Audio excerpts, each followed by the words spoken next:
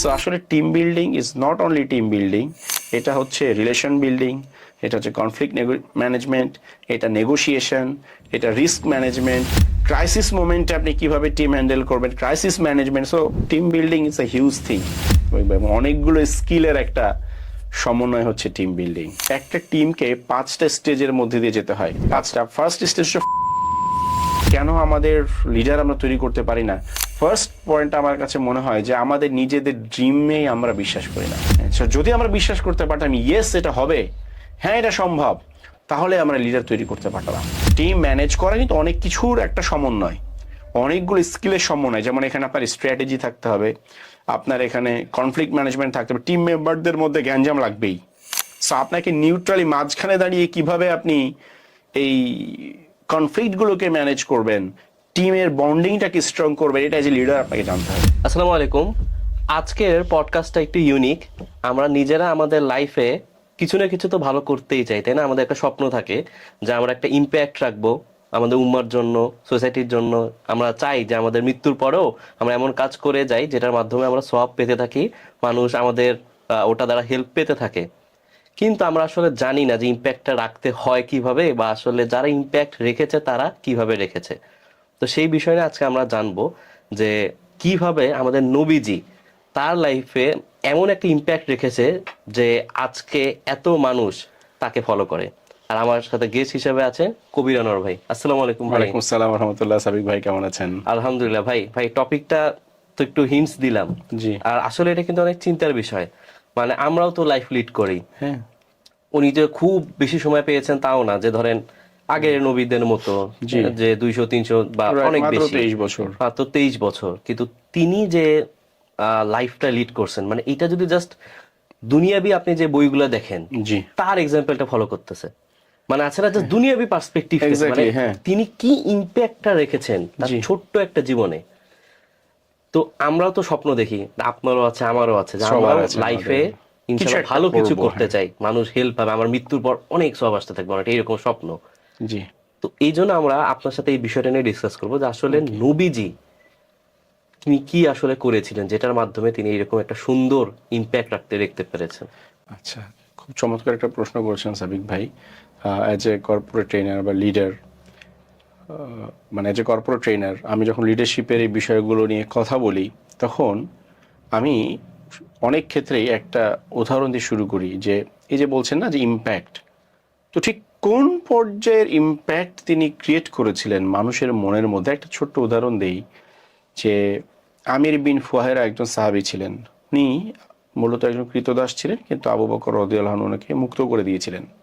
উনি কিন্তু হিজরতের সময় আল্লাহ রসুলের সাথী হয়েছিলেন। আমরা সবাই যে মনে করি শুধু আল্লাহ রসুল এবং আবু বকর হিজরত করেছে, আসলে কিন্তু আমির বিন ফুহায়রা ওই হিজরতের সাথী ছিলেন।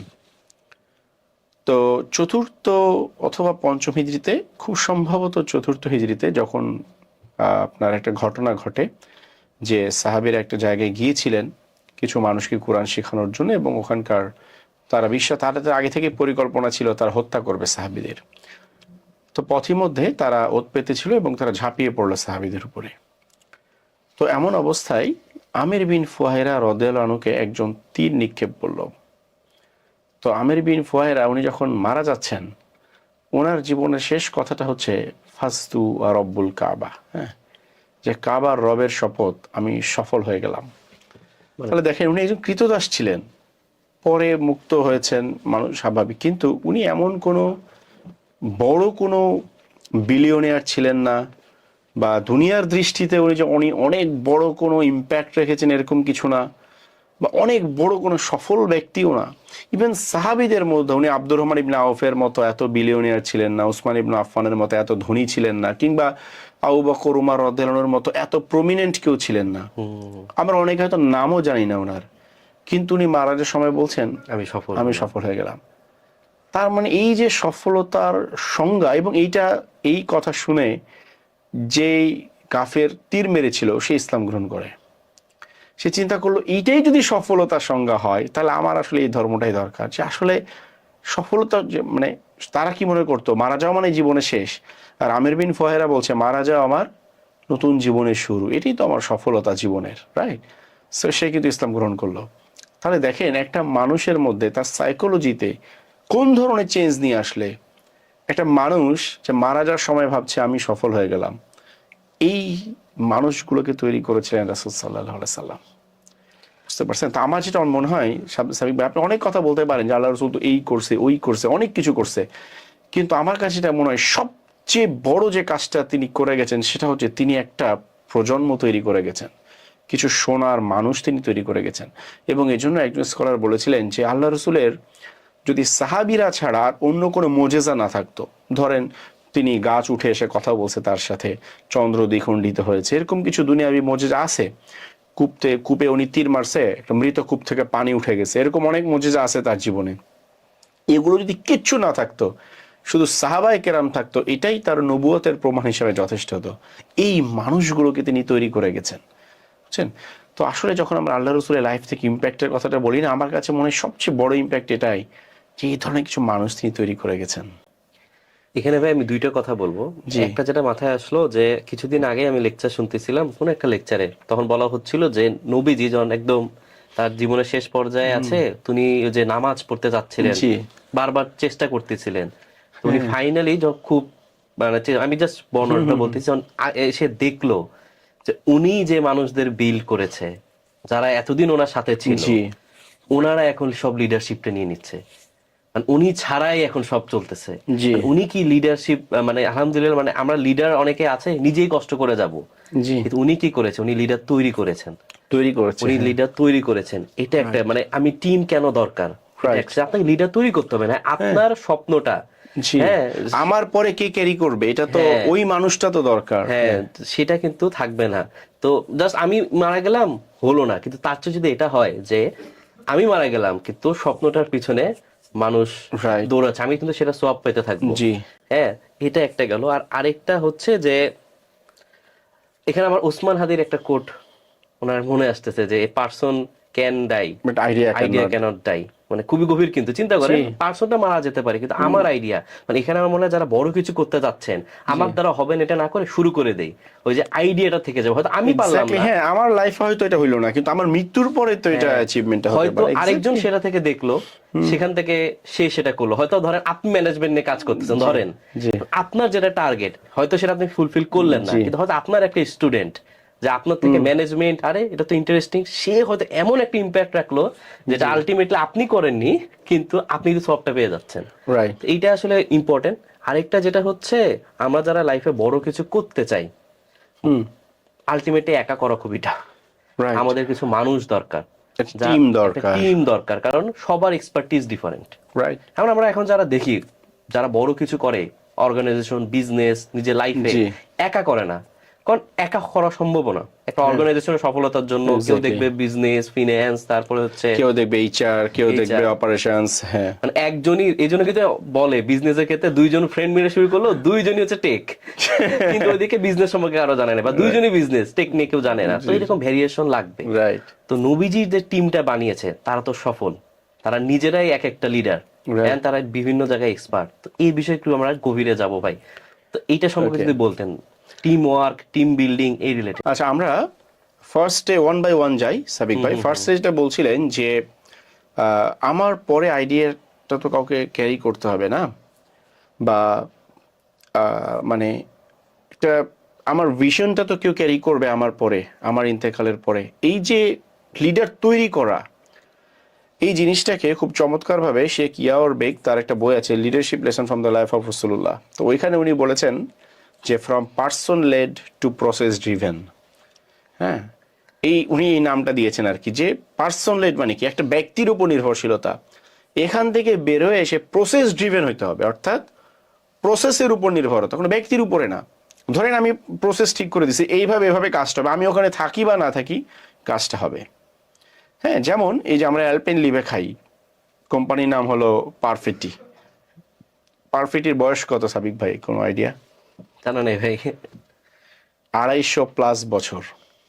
250 প্লাস? আপনার কি ধারণা যে পারফেটি যে শুরু করেছিল সে বেঁচে আছে? না,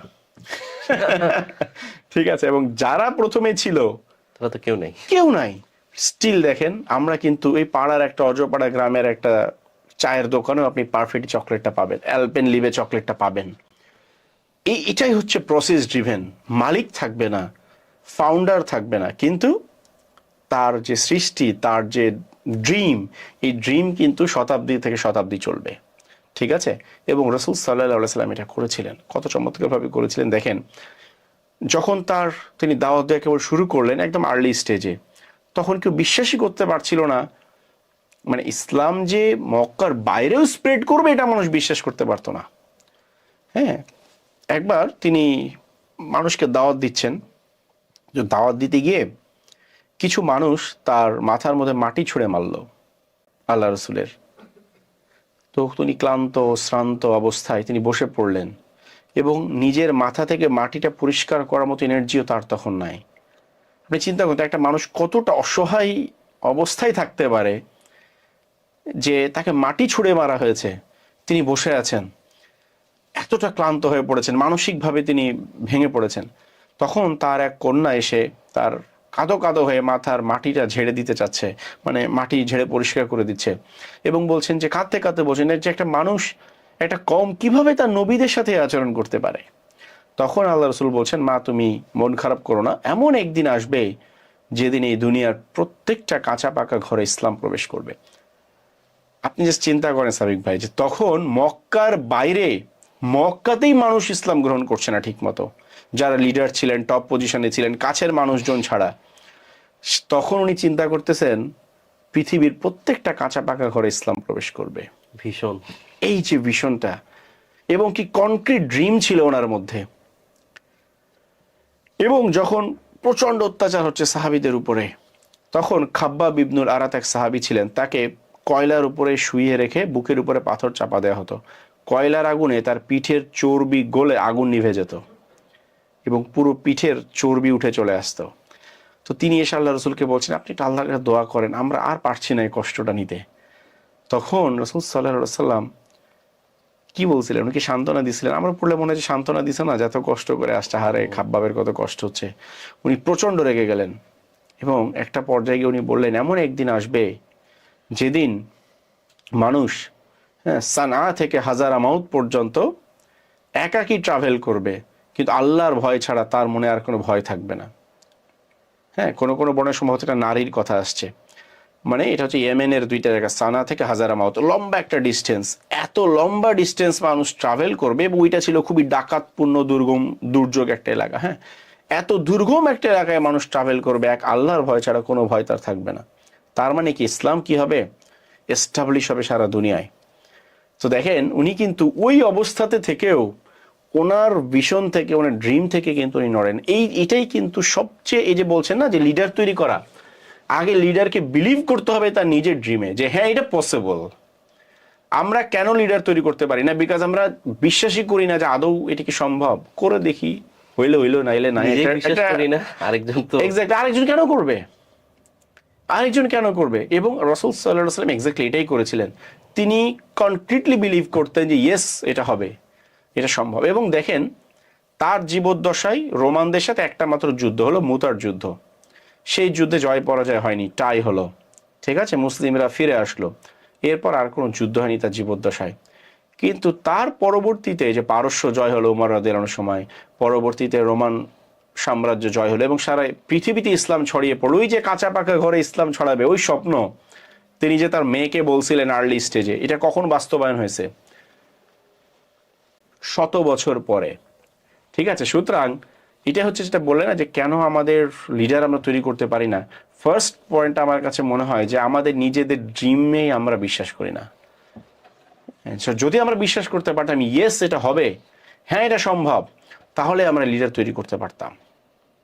হ্যাঁ, এটা ফার্স্ট পয়েন্টটা গেল সাবিক ভাই। আপনি যেটা বলছিলেন যে পার্সোনাল টু প্রসেস ড্রিভেনে যাওয়াটা, এবং সেকেন্ড যে পয়েন্টটা বলছিলেন সেটা হচ্ছে যে টিম তৈরি করা, রাইট? জি, টিম নিয়ে। তো টিমের এখানে আমি একটা বিষয় বলবো সাবিক ভাই, যে মানে আমি যখন প্রথম জবে জয়েন করলাম, তখন আমাদের একজন ইন্ডিয়ান কনসালটেন্ট ছিলেন। তো আমি তো ইঞ্জিনিয়ার হিসেবে জয়েন করছি, তো মেশিনপত্র নিয়ে কাজ।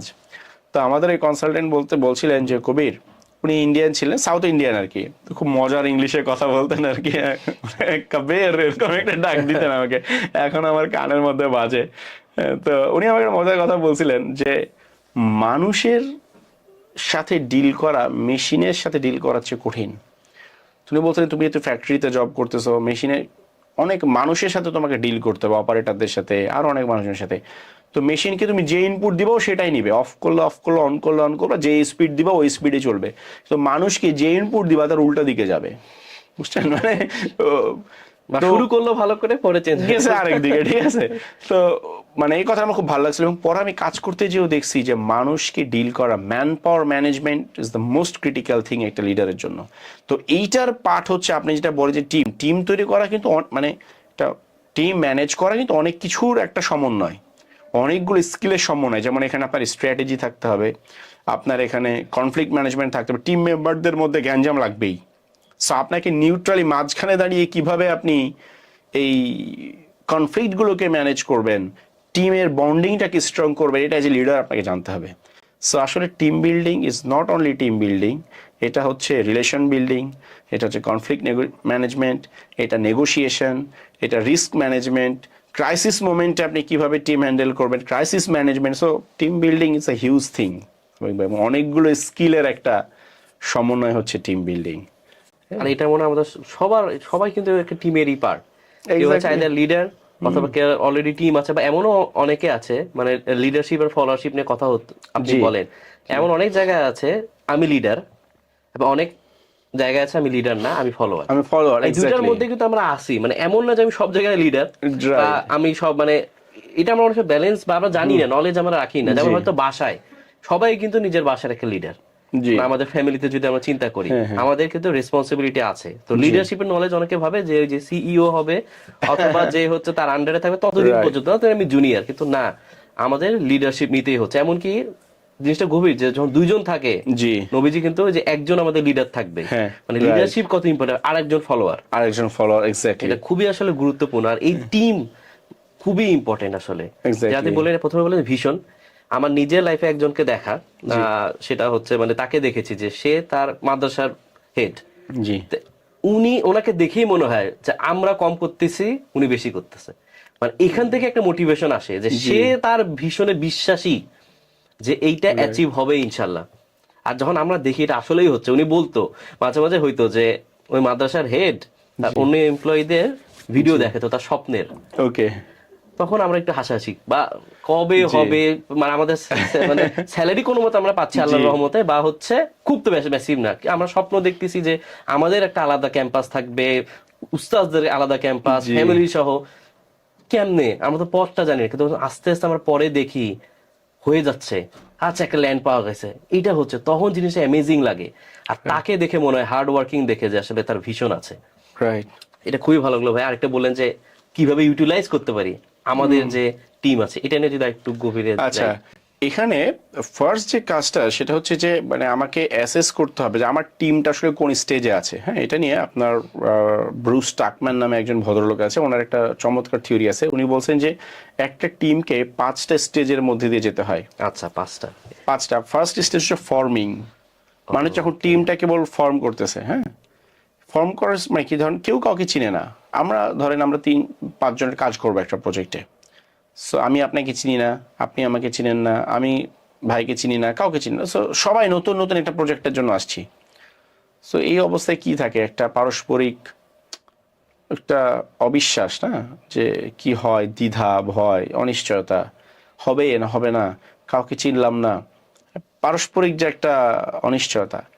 সেকেন্ড স্টেজ হচ্ছে স্টর্মিং মানে হচ্ছে ঝগড়াঝাটি শুরু হয়, বুঝছেন, কাজ করতে গেলে। হ্যাঁ, যে মানে কনফ্লিক্ট, হ্যাঁ, যে ও আমার কথা শুনে না, ও নিজেরা মাতবর মনে করে, খালি সব সময় ডিরেকশন দেয়, আমি কিছু করলেই পছন্দ হয় না। হ্যাঁ, বা দেখবেন টিমের মধ্যে কিন্তু অনেক সময় কমপ্লেন করে যে আমি অমুকের সাথে কাজ করবো না, আমাকে অন্য গ্রুপে দেন। বা আমরা ইউনিভার্সিটি লাইফে এটা করতাম সাবিক ভাই, ধরেন অ্যাসাইনমেন্টের জন্য বা প্রজেক্টের গ্রুপ করে দিছে, ঠিক আছে, তো ভালো লাগতেছে না, ঠিক আছে, মানে আমি যার সাথে প্রতিদিন বসি তার সাথে আমার গ্রুপ পড়ে নাই। হ্যাঁ, আমার এমন জনের সাথে গ্রুপ করে দিছে যার সাথে আমি কোনোদিন বসি নাই। আবার এমনও হয় যার সাথে পছন্দ এতদিন, প্রজেক্ট করতে গেলে খুবই ক্লোজ ফ্রেন্ড, প্রজেক্ট করতে ভেজাল লেগে গেল, গ্যাঞ্জাম শুরু হয়ে গেল, ঠিক আছে, আরে বেটা তোর সাথে আমি প্রজেক্ট নিলাম, তুই কি আবার গ্যাঞ্জাম লাগাই দিলি। তো এই যে একসাথে আসলে যে ঠোকাঠুকি, মারামারি, হ্যাঁ, দ্বন্দ্ব, পারস্পরিক মন কষাকষি, এটা হচ্ছে সেকেন্ড স্টেজ। এটাকে উনি বলছেন স্টর্মিং, মানে স্টর্মিং শুরু হয়ে যায়। থার্ড ফেজ হচ্ছে নর্মিং, মানে একটা সময় পর কিন্তু এগুলো নর্মাল হয়ে যায়, যে ধরেন ফাইন ঠিক আছে, সব প্রত্যেকে লিমিটেশনটা বুঝে। আমি ধরে নিছি আচ্ছা সাবিক ভাই এরকমই মানুষ। আপনি প্রথম দিন আমাকে একটা কথা বলছেন, আমি কষ্ট পাইছি, ভাই খোঁচা দিল। 1 মাস পর আমি বুঝতে পারলাম আপনার নেচারই এরকম, যে আপনি এভাবেই কথা বলেন। তখন কিন্তু আপনি আমার যাই বলে আমার খারাপ লাগবে না, মনে হবে না ভাই একটু স্ট্রেট ফরওয়ার্ড মানুষ, এমনিই বলে। এটা হচ্ছে নর্মিং, যে পরস্পরকে একটু চেনা জানা হয়, মনোমালিন্য কমে যায়, কাজের দিকে মনোযোগ আসে। এর পরের স্টেপ হচ্ছে পারফর্মিং, মানে তখন হচ্ছে টিমের পারফরমেন্স আউটপুটটা শুরু হয়। এটা 4 নাম্বার। এটা 4 নম্বরে। হ্যাঁ, আমরা ফার্স্টেই আমরা মনে করি ফার্স্টেই বোধহয় পারফর্মিং, ঠিক আছে, অথচ দেখেন এর আগে কিন্তু 3টা স্টেপ, এবং লাস্ট স্টেপটা হচ্ছে অ্যাডজর্নিং। অ্যাডজর্নিং মানে হচ্ছে কাজ শেষ, প্রজেক্ট শেষ, এখন বিদায়ের পালা। হ্যাঁ, একটু খাওয়া দাওয়া করে বিদায়। খুব একটা ইমোশনাল একটা স্টেজ এটা। তো আমরা প্রথমেই মনে করি আজকে টিম করলাম, কালকে থেকেই পারফর্মিং স্টেজে চলে আসব না। সো ফার্স্টে আমাদের যেটা করতে হবে, যে অ্যাজ এ লিডার বা অ্যাজ এ টিম হেড, আমার টিমটা কোন স্টেজে আছে এখন। হয়তো আমি 6 বছর ধরে বিজনেস রান করছি বা অর্গানাইজেশন রান করছি, 10 বছর ধরে রান করছি, হতে পারে স্টিল আমার টিমটা স্টর্মিং থেকে বের হতে পারেনি, এবং স্টর্মিং থেকে বেরোতে না পারলে কখনোই টিম পারফর্ম করবে না, কারণ ঝগড়া তো লেগে আছে সারাক্ষণ, বুঝতেছে না? তো আমরা যদি সিরাতের দিকে তাকাই দেখবো প্রত্যেকটা স্টেজে রাসূল সাল্লাল্লাহু আলাইহি সাল্লামের কিছু স্পেসিফিক স্ট্র্যাটেজি ছিল।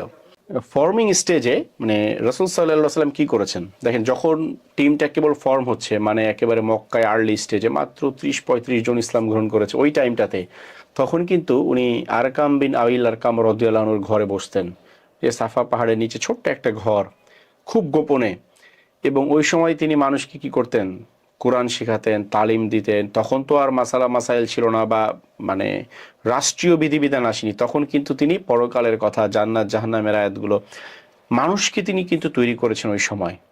হ্যাঁ, এবং পরবর্তীতে এই যে এটাকে বলা হয় দারুল আরকাম, সিরাতের মধ্যে আসছে, হ্যাঁ, যে আরকাম রাদিয়াল্লাহু ঘর, এবং এই ঘর থেকেই কিন্তু তিনি ওই বিশ্বজয়ী মানুষগুলোর প্রাথমিক ভিত্তিটা তৈরি করেছেন। তার মানে ফর্মিং স্টেজে আমাদের প্রধান কাজ হচ্ছে ট্রেনিং অ্যান্ড এডুকেশন। যখন একটা টিম ফর্ম হবে, আমি কখনোই পারফরমেন্স আশা করতে পারবো না যতক্ষণ না তাদের প্রপার ট্রেনিং এবং প্রপার এডুকেশন আমি তাদেরকে দিচ্ছি। হ্যাঁ, হতে পারে তারা একটা ইউনিভার্সিটি গ্রাজুয়েশন করে আসছে বা কোথাও থেকে পড়াশোনা করে আসছে, কিন্তু আমার কাজটার জন্য তারা প্রপারলি ট্রেন কিনা, তারা এটার জন্য এডুকেটেড কিনা। তো দেখেন রাসূল সাল্লাল্লাহু আলাইহি ওয়াসাল্লাম কি চমৎকারভাবে একদম প্রাথমিক স্টেজে ট্রেনিং এবং এডুকেশনের ব্যবস্থা করেছেন। নেক্সট স্টেজ ধরেন স্টর্মিং।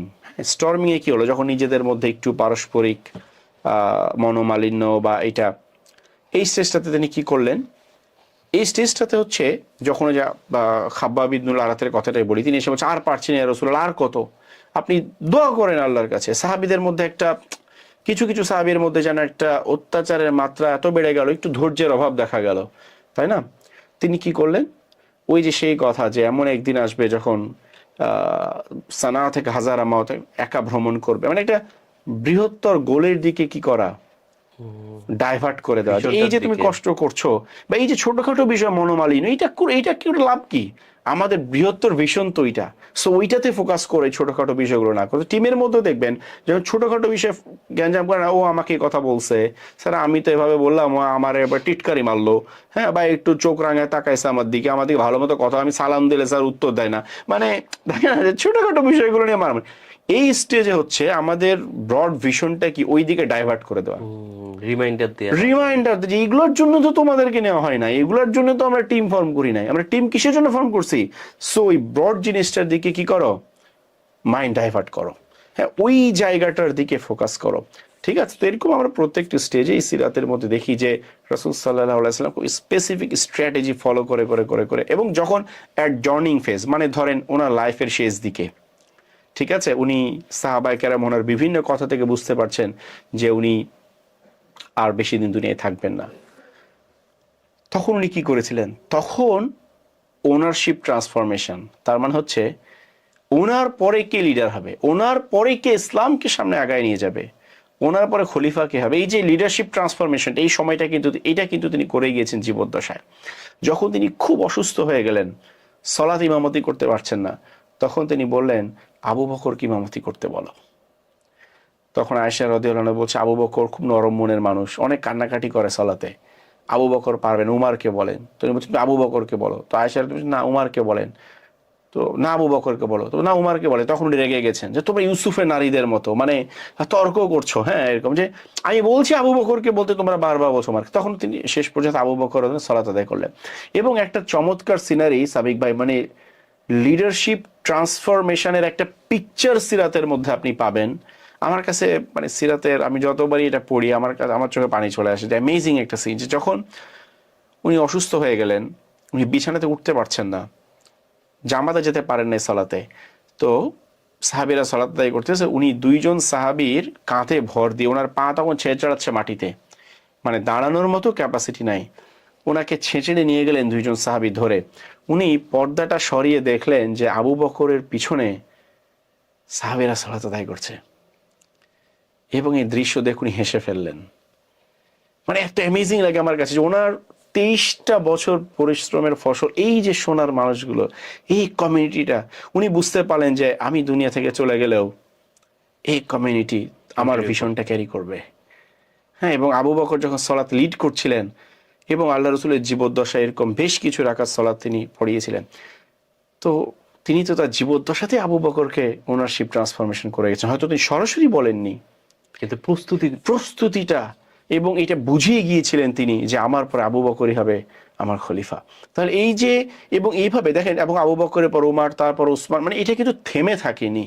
হ্যাঁ, তার মানে তিনি কত সোনার মানুষ তৈরি করে গিয়েছিলেন, যারা তারপরে তার এই ড্রিমকে ক্যারি করে আমর ইবনুল আস তিনি মিশর জয় করলেন, তাই না? তারপর হচ্ছে যে আপনার এই যে উমার ইবনুল খাত্তাবের সময় পারস্য জয় হলো, মানে তার ভিশন যে সারা দুনিয়াতে যে ইসলাম ছড়াবে, এই মানুষগুলোকে কিন্তু তিনি তৈরি করেছিলেন।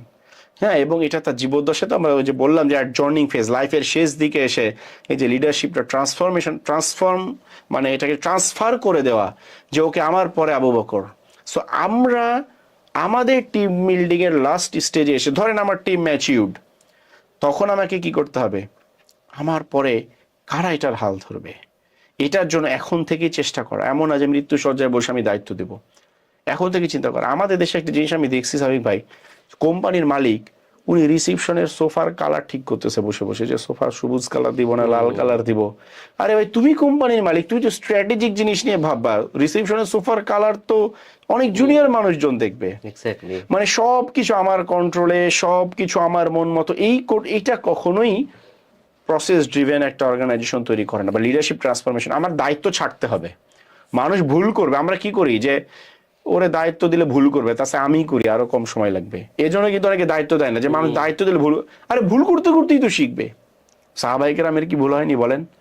সিরাতের মধ্যে যদি আমরা দেখি, তারাও ভুল করেছে, কিন্তু আল্লাহ রসুল কি করেছেন, তাদেরকে দায়িত্ব দিয়েছেন। যেমন দেখেন আব্দুল্লাহ ইবনে জাহাশ রাদিয়াল্লাহু আনহু, খুবই প্রমিনেন্ট একটা ঘটনা সিরাতের মধ্যে, এটা সিরাতে সারিয়ায়ে নাখলা নামে পরিচিত।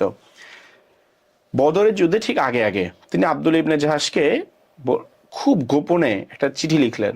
আব্দুল্লাহ ইবনে জাহাশ নিজেও জানে না চিঠিতে কি আছে। তিনি বললেন, তুমি এই রাস্তা দিয়ে 2 দিন পথ চলবা, 2 দিন টানা যাওয়ার পরে চিঠিটা খুলে আমার চিঠির ডিরেকশন ফলো করবা। মানে কতটা গোপন রাখছে দেখেন। আব্দুল্লাহ ইবনে জাহাশ যে বাহিনী সেনাপতি, উনি নিজেও জানে না যে চিঠির মধ্যে কি আছে। তো 2 দিন চলার পরে উনি দেখলেন যে চিঠিতে লেখা আছে যে তোমরা এইদিকে যাও, এবং ওখানে একটা বাহিনী আছে, সেই বাহিনীর খোঁজ খবর, তারা কি করছে, কোন দিকে যাচ্ছে, গতিবিধি আমাকে রিপোর্ট করো। তো যাওয়ার পরে দেখলেন যে একটা কাফেলা যাচ্ছে। তো তখন হচ্ছে রজব মাসের শেষ দিন, মানে একটা হারাম মাস ছিল এটা। তো সাহাবীরা বলছে যে এই কাফেলা আক্রমণ করতে হবে। তো কেউ কেউ বলছে না, এটা তো হারাম মাস, হারাম মাসে আমরা কেন আক্রমণ করবো, এটা তো ইসলামের নিয়ম না। কিন্তু যদি তারা একদিন অপেক্ষা করেন, তাহলে কাফেলা তাদের রিচের বাইরে চলে যাবে। সাহাবীরা 2 ভাগে ভাগ হয়ে গেল। এক গ্রুপ বলল আমরা কাফেলা আক্রমণ করব, যদিও হারাম মাস, কারণ আল্লাহ রাসূল তো পাঠিয়েছেন। চিন্তা করুন, উনি কিন্তু কাফেলা আক্রমণ করার জন্য পাঠান নাই, উনি গতিবিধি পর্যবেক্ষণ করার জন্য পাঠিয়েছেন। আরেক গ্রুপ বলেন না, আমরা আক্রমণ করব না। তো শেষ পর্যন্ত আব্দুল্লাহ ইবনে জাহাশের সিদ্ধান্ত হলো, উনি যেহেতু আমির, কাফেলা আক্রমণ করা হবে। কাফেলা আক্রমণ করলেন, গনিমত এবং ওখানকার কিছু নারী শিশুদেরকে বন্দি করে ধরে নিয়ে আসলেন মদিনায়। তো এটা একটা রটিয়ে গেল যে মুসলিমের হারাম মাসে যুদ্ধ করে, এবং এটা নিয়ে মদিনার ধরেন মুনাফিকরা তারা তিরস্কার শুরু করে দিল, যে কুরাইশরা ওদিকে মক্কা একটা হইচই শুরু করে দিল, হ্যাঁ আমরা জাহেলি যুগ থেকে হারাম মাসে আমরা যুদ্ধ করি না, যুদ্ধ বিগ্রহ করি না, আর মুসলিমরা হারাম মাসে এসে যুদ্ধ করতেছে, কত বড় সাহস, মানে জানেন এরা নাকি শান্তির কথা বলে, একটা বিশাল ইনসিডেন্ট ঘটে গেল। তখন আল্লাহ রসুল খুব বিব্রত হয়ে গেলেন যে ঘটনা কি, মানে আব্দুল ইবনে জাহাশকে তো উনি আক্রমণ করতে বলেন নাই, কিন্তু মুনাফিকরা ক্রমাগত ওনাকে ট্রল করতে শুরু করলো যে কেন আপনার সাহাবীরা হারাম মাসে যুদ্ধ করছে, আপনারা বলেন হারাম মাসে আপনারা সম্মান করেন। তখন আল্লাহ সুবহানাহু ওয়া তাআলা সূরা বাকারার একটা আয়াত নাজিল করলেন এবং আব্দুল ইবনে জাহাশকে দায় মুক্তি দিলেন যে তারা বলছে যে হারাম মাসে, তারা তোমাকে হারাম মাস সম্পর্কে জিজ্ঞাসা করে, বলে দাও যে হারাম মাসে যুদ্ধ করা অন্যায়, কিন্তু তারা যেটা করছে মসজিদুল হারাম থেকে মানুষকে বিতাড়িত করেছে আল্লাহ দিন পালন, এটা তো তার চেয়ে জঘন্য অপরাধ। মানে ঠিক আছে আব্দুল ইবনে জাহাশ ভুল করেছে, কিন্তু যারা বড় মুখে তোমার কাছে এসে কথা বলছে যে আব্দুল ইবনে জাহাশ ভুল করছে, তারা তো এর চেয়ে জঘন্য অপরাধ করেছে। তারা দেশ থেকে মানুষগুলোকে বিতাড়িত করেছে, তারা মসজিদুল হারাম থেকে বিতাড়িত করেছে কেবল আল্লাহর ইবাদত করার জন্য। তাদের মুখে এটা মানায় না যে আব্দুল ইবনে জাহাশ কেন হারাম মাসে যুদ্ধ করলো। আল্লাহ রসুল আব্দুল ইবনে জাহাশকে মাফ করে দিলেন। ভুল হয়েছিল না আব্দুল ইবনে জাহাশের? ভুল হয়েছিল তো। আল্লাহ সুবহানাহু ওয়া তাআলা তো কি করলেন, সংশোধন করলেন, আল্লাহ রসুল সংশোধন করলেন। কিন্তু আল্লাহ রসুল কি বলেছিলেন আর কোনোদিন আব্দুল ইবনে জাহাশকে কোনো বাহিনীর সেনাপতি করব না, ও একটা ভয়ঙ্কর ভুল করে আসছে?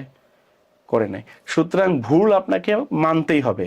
টিম মেম্বাররা ভুল করবে, এটা ধরে নিয়েই তাদেরকে কি করতে হবে, এম্পাওয়ারমেন্ট, দায়িত্ব দেওয়া, দায়িত্ব নিতে শেখা, ভুল করে করে শেখা, এটা টলারেট করতে হবে লিডারকে। এখানে ভাই আমি কিছু ইনসিডেন্ট আমার লাইফ থেকে বলবো। একটা হচ্ছে অনেক বিজনেস দেখেছি বা এইরকম শুনেছি যারা হচ্ছে স্টপ হয়ে গেছে বিকজ তাদের লিডার ডাইড। রাইট। মানে তিনি এমন খুব ভালো, তিনি যখন বেঁচে ছিলেন সবকিছু ভালো মতো গিয়েছে, তিনি মারা গিয়েছে সব বন্ধ। এরকম বিজনেস আমরা অনেক শুনেছি, জানি, আমরা যদি রিসার্চ করি। আমার লাইফে একজনকে দেখেছি, সে হচ্ছে এইরকম খুবই ডেডিকেটেড।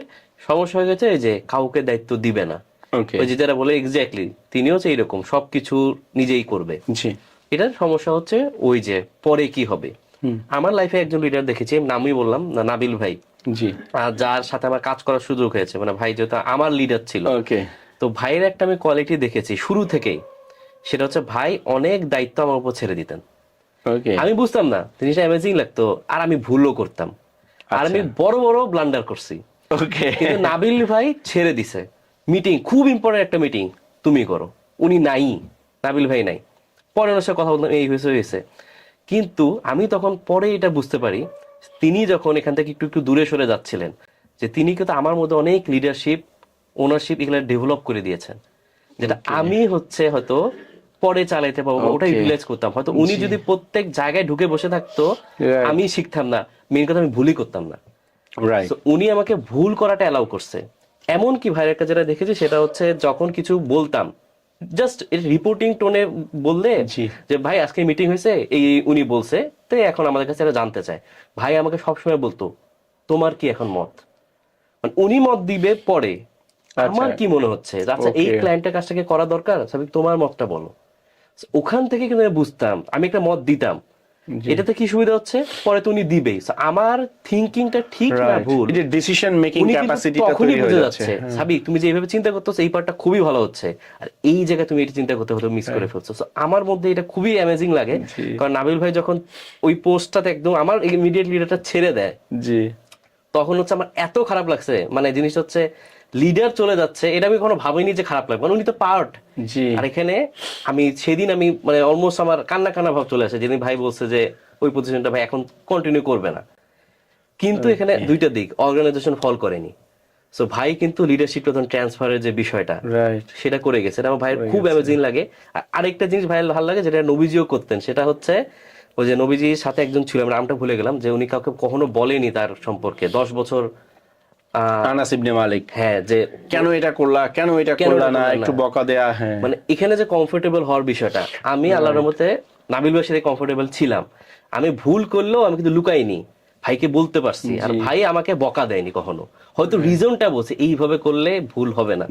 এইটা মনে হয় যারা লিডার, বা আমি নিজের মধ্যে এটা চেষ্টা করি যে আসলে লিডার মানে এইটাই না যে আসলে একটা সাকসেসের দিকে গেলাম, বাট আমি কি ডেলিগেশনটাও শিখতেছি কিনা, আমার নিচে যে আছে মানে তাকে ভুল করতে দিচ্ছি কিনা, মানে আমি তাকে নিয়ে বেস্ট আউটপুট, এটা সবসময় লক্ষ্য না যে এখনই বেস্ট আউটপুট, কিন্তু ওকে যদি আমি একটু ওনারশিপ দেই, তুমি করো ওটা, তোমারটা দেখি, এটা কিন্তু অন্য লিডার তৈরি হয়। তো এটা আমার নিজের লাইফ থেকে দেখলাম, যেটা আসলে আমাদের অনেকে করা উচিত যারা লিডার হতে চায়, এক্স্যাক্টলি, লিডার হতে চায় এবং লিডার ডেভেলপ করতে চায়। ডেভেলপ করতে চায়, মানে জাস্ট আইডিয়া মরে গেলে এটা তো হওয়া যাবে না ভাই। এখন প্রত্যেক টিম তো পারফেক্ট না, জি কেউ কেউ না কেউ থাকেই যে নট আইডিয়াল বা পিছায় পড়ে, সবাই তো হাইলি ডেডিকেটেড না। রাইট। এখানে আমাদের নবীজি লাইফে কি কিছু ছিল না? আমরা তো শুনলাম সবাই বস, মানে সবাই হচ্ছে খুবই ভালো। হ্যাঁ হ্যাঁ ওনার লাইফে যদি এরকম কি ছিল কিনা এটা জানতে চাচ্ছি, জি। যে আসলে তার team but not good somebody, বা হয়তো এমন কেউ আছে যে এখানে একটা বিষয় কি সাবিক ভাই, যে ধরেন নট গুড, এইটার সাথে আমি আসলে একমত না। আচ্ছা আমি যেটা মনে করি যে এক একজনের এক একটা সাইড স্কিল থাকে। আমি যদি মনে করি, ধরেন আমার একটা টেক ফার্ম আছে, এখন আমার 10 জন সফটওয়্যার ইঞ্জিনিয়ার, হয়তো 10 জনই একাডেমিক্যালি সফটওয়্যার ইঞ্জিনিয়ার, কিন্তু তাদের মধ্যে একজন হয়তো সে ডিপ ইনসাইড ইজ হার্ট, সে হয়তো ফটোগ্রাফার, ওই যে 3 Idiots এর ওইটার মতো আর কি, পড়তেছে ইঞ্জিনিয়ারিং কিন্তু সে আসলে ফটোগ্রাফার। তার মানে কি, সে আমি তাকে যতই দুমড়ে মুচড়ে সফটওয়্যার ইঞ্জিনিয়ারিং এসে চেষ্টা করি, তার মন পড়ে আছে কিসে, ফটোগ্রাফিতে। সে আরেকটাতে ভালো, খুব হ্যাঁ, ভালো হতো, আর কেউ ভালো না। আরেকটাতে খুব ভালো। সুতরাং এটা একটু গুরুত্বপূর্ণ যে, মানে আমি এভাবে চিন্তা করি না যে আমার টিমের কে ভালো কে মন্দ, এভাবে না, কে কোনটাই ভালো। কোনটাই ভালো, এক্স্যাক্টলি। হ্যাঁ, এবং এটা ডিফাইন করতে পারাটাই কিন্তু লিডারের কাছে, লিডারকে বুঝতে হবে এটা যে কে কোনটাই ভালো। হ্যাঁ, এক একজনের এক এক দিকে স্কিল থাকবে। এবং সাহাবীদের মধ্যে যদি আমরা দেখি, মারাত্মক রকমের ডাইভার্সিটি ছিল তাদের। হ্যাঁ, যখন মসজিদে নববী তৈরি হচ্ছে, তখন সাহাবীরা, মানে কেবল আল্লাহ রসুল মদিনায় এসেছে, তো সাহাবীরা সব মাথা ইট বহন করছে, হ্যাঁ, যে মসজিদের জন্য। তখন তো কাঁচা ইটের মসজিদ। তো তখন এক ব্যক্তি ছিল যে হচ্ছে, মানে তখন তো আর এখনকার মতো প্লাস্টার ছিল না, ওই চুন সুরকি মাটি দিয়ে একটা মশলা বানাতো আর কি, মানে ইটগুলোর গাঁথুনির জন্য। তো সে ওইটা খুব ভালো বানাইতে পারতো, বুঝছেন। কিন্তু সে বলছে না, আমি সাহাবীদের সাথে ইট বহন করব, থাকে না, আবু বকর ওমরের সাথে কাজ করবো, এই যে একটা মনের একটা তামান্না। তো আল্লাহ রাসূল বলেন, না, তোমার ইট বহন করার দরকার নাই, তুমি ওইটা পারো, তুমি ওইটাই করো। তো ওকে দিয়ে আল্লাহ রাসূল কি করাইছে, এই মশলা বানাই নিছে, আর সাহাবীদের কিন্তু ইট বহন করে, কারণ জানতে যে ওনার স্পেশালাইজেশন ওইটাতে। আবার যখন তিনি বিভিন্ন গোত্রের কাছে দাওয়াত দিতে যেতেন মক্কায়, ধরেন তাঁবুতে তাঁবুতে যে দাওয়াত দিচ্ছে হজের সময়, তখন তিনি সব সময় সাথে আবু বকরকে রাখতেন। কারণ আবু বকর রাদিয়াল্লাহু আনহু বংশগতিবিদ্যায় বিশেষ পারদর্শী ছিলেন। মানে ওই সময় আরবরা কিন্তু ধরেন 100-200 প্রজন্ম মুখস্থ রাখতো, কে কোন গোত্র, কোন প্রজন্ম কার 50তম বংশধারা, আরেকজনের 70তম বংশধারায় যে মিলিত হয়েছে, মানে এই যে নলেজটা বংশগতিবিদ্যার, এটা আবু বকর রাদিয়াল্লাহু আনহু এক্সপার্ট ছিলেন। তো তিনি যখন কোনো গোত্রের কাছে যেতেন, আবু বকরের কাছ থেকে নলেজটা নিতেন, এরা কোন গোত্র, এরা কিভাবে চিন্তা করে, বা কোন ব্যাকগ্রাউন্ড, বুঝতে পারছেন। সো দেখেন, আবু বকরকে কিন্তু তিনি ওই জায়গাটা কাজে লাগাইছেন। আবার খালিদ বিন ওয়ালিদ, বা আপনার হচ্ছে উবাদা বিন সামিত, এই যে বড় বড় যারা যোদ্ধা ছিলেন, এদেরকে তিনি যুদ্ধের ফ্রন্ট লাইনে রেখেছেন। আবার হাসান বিন সাবিত, তিনি কবি ছিলেন। আল্লাহ রসুল কি করলেন, মসজিদে নববীতে একটা এক্সট্রা মিম্বার তৈরি করলেন। মসজিদে নববীতে 2টা মিম্বার ছিল, একটা হচ্ছে আল্লাহ রসুলের জন্য, আর একটা হাসান বিন সাবিতের জন্য। উনি কিন্তু যুদ্ধের ফ্রন্ট লাইনে কখনো থাকেননি, এবং আল্লাহ রসুল বলে না, হাসান তোমাকে জোর করে যুদ্ধ করতে হবে, তুমি সাহাবী হইছো, তোমাকে তো জিহাদের ফ্রন্ট লাইনে থাকতে হবে। উনি কখনোই এটা করেনি, কারণ উনি জানতেন হাসান বিন সাবিত আসলে যুদ্ধের মানুষ না। হ্যাঁ, এটা নিয়ে একটা মজার ঘটনা আছে। খন্দক যুদ্ধের সময় আল্লাহ রসুল হচ্ছে নারী এবং শিশুদেরকে একটা দুর্গের মধ্যে রাখছিলেন পাহারা দিয়ে, নিরাপত্তার জন্য, এবং যুদ্ধে গেলেন। তখন এক সাহাবিয়া, মহিলা এক সাহাবি, তিনি দেখলেন যে একটা ইহুদি সন্দেহজনক ঘোরাঘুরি করতেছে দুর্গের সামনে। তো তিনি চিন্তায় পড়ে গেলেন যে কোনো সংবাদ পাস করে দেয় কিনা। তো ওই নারী এবং শিশুদের পাহারার দায়িত্ব দিয়ে গেছেন আল্লাহ রসুল হাসান বিন সাবিতকে, কারণ জানতেন যে তিনি যেহেতু যুদ্ধে যাচ্ছেন না, তাকে পাহারায় রেখে গেছেন। তো হাসান বিন সাবিতকে এসে বলছেন যে তুমি ওই ইহুদিকে হত্যা করো, আমার খুব সন্দেহ হচ্ছে, কোনো চর হতে পারে বা কিছু। তো হাসান বিন সাবিত বলছে, আমি পারবো না হত্যা করতে। তখন সেই মহিলা সাহাবী, তিনি একটা লাঠি নিয়ে গিয়ে পেছন থেকে ইহুদিকে আঘাত করে হত্যা করলেন, এবং এসে বললেন যে আমি তো, সে তো পুরুষ, আমি তার শরীরে হাত দিতে পারবো না, দ্যাটস ওয়াই তার বর্মগুলো আমি খুলতে পারিনি, তুমি তার বর্ম এবং অস্ত্র খুলে নিয়ে আসো। তো হাসান বিন সাবিত বলছে, আমার এইসব অস্ত্র এবং বর্মের কোনো দরকার নাই। ঠিক আছে, মানে চিন্তা করেন যে তার আসলে ম্যাটার অফ কনসার্নই না এটা। ঠিক আছে, মানে তিনি সাহিত্যের মানুষ, তিনি কবিতার মানুষ, এবং কুরাইশরা যখন কোনো কবিতা আবৃত্তি করতো আল্লাহ রসুলকে নিয়ে, মুসলিমদেরকে নিয়ে টিটকারি করে, ব্যঙ্গ করে, আল্লাহ রসুল হাসানকে বলতেন তুমি কবিতার মাধ্যমে এটা জবাব দাও, মানে তিনি ছিলেন মুসলিমদের মিডিয়া। ঠিক আছে, তো দেখেন আল্লাহ রসুল কিন্তু বলে নাই যে তোমাকে জোর করে যুদ্ধ করতে হবে, বা উমর রাদিয়াল্লাহু আনহুকে বলে নাই খালিদ বিন ওয়ালিদকে তোমাকে কবিতা লিখতে হবে, তাই না? তার মানে কি করছেন তিনি, যার যেই জায়গায় স্কিল ছিল তাকে তিনি সেইভাবে ইউটিলাইজেশন করেছেন। আবার যখন তাবুকের যুদ্ধে প্রচুর টাকা পয়সা লাগবে মানে যুদ্ধ প্রস্তুতির জন্য, সাহাবীরা অকাতরে দান করছেন। উসমান রাদিয়াল্লাহু আনহু উনি মানে বিশাল অ্যামাউন্টের স্বর্ণ মুদ্রা নিয়ে চলে আসলেন। তো আল্লাহ রাসূল সেই স্বর্ণ মুদ্রাগুলো দেখছেন আর বলছেন আজকের পর উসমান যা কিছু করুক না কেন তার কোনো গুনাহ নাই, তার কোনো মানে তাকে মাফ করে দেওয়া হয়েছে, সোজা কথা। এই যে তার ডোনেশন উনি দিয়েছে তাবুকের যুদ্ধে, আল্লাহ তাকে মাফ করে দিয়েছে। তার মানে দেখেন যার যেখানে এক্সপার্টিজ উনি সেইটা নার্চার করেছে, সেটা আইডেন্টিফাই করেছে, তাকে দিয়ে উনি সেটাই করিয়েছে। উনি জোর করে খালিদ বিন ওয়ালিদকে দিয়ে কবিতাও লেখাই নাই, হাসান বিন সাবিতকে দিয়ে যুদ্ধও করাই নাই, বুঝছেন? তো এইটা কিন্তু ইম্পর্টেন্ট যে আমরা বলি না যে নট গুড না বলে দেখতে হবে যে কোনটাই গুড। হ্যাঁ, এইটা আর কি, এটা মনে হয় লিডারকেও খুঁজে বের করতে হয়, এটা লিডারকেই খুঁজে বের করতে হবে যে আমার ফলোয়াররা কে কোনটাই ভালো, আর সেইভাবে তাকে সেভাবে ওই পজিশনে তাকে দায়িত্ব দেয়া, এবং দায়িত্ব দেওয়ার পরে ভুল করে করে তাকে শিখতে দেওয়া। আর এটা আসলে আমরা যদি প্রত্যেক সাহাবীদের দেখি জি, ডিফারেন্ট, কিন্তু মানে এক্সপার্টিজ কিছু জি। আছে যে বেসিক নলেজ আছে জি, কিন্তু বা বেসিকটা করে, রাইট। যেমন হচ্ছে তাফসিরের ক্ষেত্রে কয়েকজন কিন্তু খুবই ফেমাস। হ্যাঁ, যেমন আব্দুল ইবনে আব্বাস রাদিয়াল্লাহু আনহু বিশেষ করে প্রচন্ড ফেমাস। আবার যদি দেখি আমরা আপনার কোরআন তিলাওয়াতের ক্ষেত্রে আল্লাহ রাসূল বলেছেন কেউ যদি কোরআন তেলাওয়াত শিখতে চায় তাহলে যেন আব্দুল ইবনে মাসউদের কাছ থেকে শিখে। হ্যাঁ, আবার দেখেন হাদিসের ক্ষেত্রে আবু হুরায়রা রাদিয়াল্লাহু আনহু, মানে এক্সপার্টিসটা বেসিক তো সবাই জানতো, কিন্তু এক্সপার্টিসটা ডিফারেন্ট থিং। এটা মনে হয় খুবই ইম্পর্টেন্ট, মানে লিডারশিপের খুবই ইম্পর্টেন্ট। আমাদেরকেও নিজেদের আসলে আইডেন্টিফাই করতে হবে যে আমরা আসলে কোথায় আমরা আসলে কোনটায় ভালো, সেইটা দিয়ে আমি উম্মাকে কন্ট্রিবিউট করি। যেমন অনেকেই সাবিকরা মেসেজ দেয় যে আমি রাজশাহী ইউনিভার্সিটির কেমিস্ট্রিতে পড়ছি, আমি মদিনা ইউনিভার্সিটিতে আকীদা নিয়ে পড়তে চাই। আমি তো অবাক, কি ঘটনা, মানে এরকম একটা মেসেজ দিছিল আমাকে, হ্যাঁ, যে ভাই আমার কি করণীয়। রাজশাহী ইউনিভার্সিটিতে কেমিস্ট্রিতে পড়তেছেন, মদিনা ইউনিভার্সিটি কেমনে যাবেন? ঠিক আছে, তো তোমার মানে সে চিন্তা করতেছে আমি মদিনা ইউনিভার্সিটিতে আকীদা পড়ে আমি স্কলার না হলে আমি উম্মতের কন্ট্রিবিউশন করতে পারবো না। এটা কিন্তু অনেকেই মানে প্র্যাকটিসিং হওয়ার পর আর্লি স্টেজে মনে করে আমাকে আলেম হইতে হবে, স্কলার হইতে হবে, নাহলে আমি দিনের জন্য কিছু করতে পারবো। এটা একটা বড় ভুল। আমরা প্রত্যেকে নিজের জায়গা থেকে আসলে কিভাবে কন্ট্রিবিউট করতে পারি ওই জায়গাটা আমাদেরকে খুঁজে বের করতে হবে।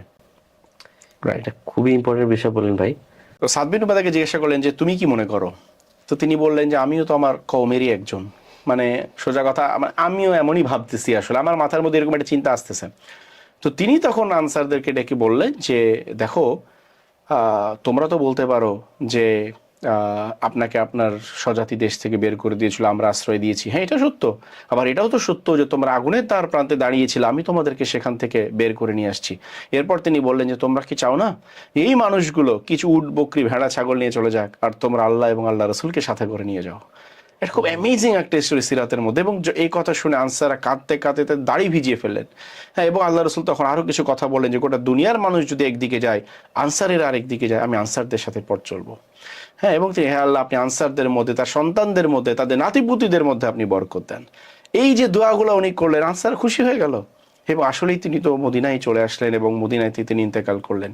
এই যে motivational approach to person, situation to situation আসলে ভ্যারি করতো। লাস্ট একটা শিক্ষা বলবো আমার এই কুরআন থেকে, সেটা হচ্ছে সাহাবীরা অনেক সময় মনে করতো নবীজি আমাকেই সবচেয়ে বেশি ভালোবাসে। যে একজন সাহাবীকে আপনি কাকে ভালোবাসেন, উনি এরপর কাকে ওনার নাম আসতেছে, মানে এমন উনি বিহেভ করতেন যে আমি ফেভারিট মনে হচ্ছে অনেকটা অনেক।